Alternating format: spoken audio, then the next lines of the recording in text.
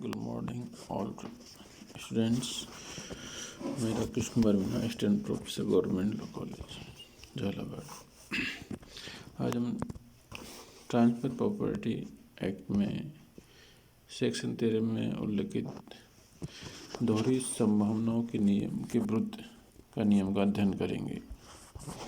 दोहरी संभावनाएं क्या है? सेक्शन 13 जो सम्मिलित हैं, दोहरी संभावनाओं के विरुद्ध नियम क्या है, इसको समझने के लिए हम उदाहरण से समझेंगे।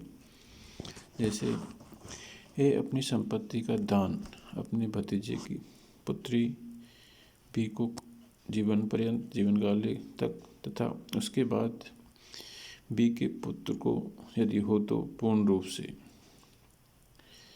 यदि बी के कोई पुत्र न हो तो बी की पुत्री को सीमित हित। यदि बी के पुत्र एवं पुत्री का पुत्री न हो तो उसके भतीजे को करता है। बी की मृत्यु बिना किसी संतान के हो जाती है।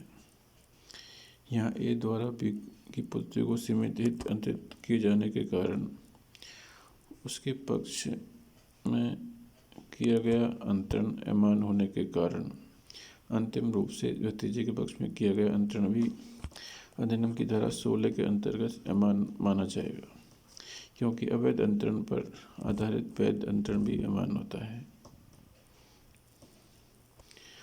अवधारणा सिद्धांत को दोहरी संभावनाओं के विरुद्ध नियम के नाम से भी जाना जा सकता है।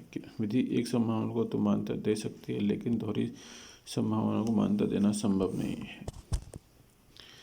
दोहरी संभावनाओं के विरुद्ध नियम को सर्वप्रथम इस केस में ब्रिटनी बनाम माइकेल 1890 चांसलर के कोर्ट में प्रतिपादित किया गया।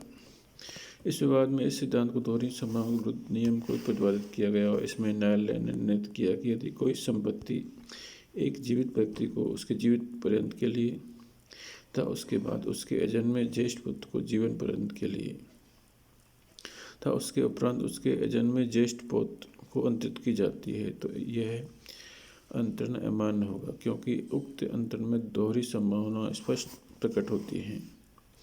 पहली संभावना तो यह है कि ज्येष्ठ पुत्र का जन्म हो अथवा न हो, तथा दूसरी संभावना है ज्येष्ठ पौत्र के जन्म से संबंधित है। अतः धारा 13 के अंतर्गत किया गया अंतरण ज्येष्ठ पुत्र पहली संभावना तक ही सीमित है। यही कारण है कि धारा 13 में किए गए अंतरण के लिए आवश्यक है कि अजात व्यक्ति को संपत्ति में पूर्ण हित का अंतरण किया जाना चाहिए, न कि जीवन हित या सीमित हित के रूप में।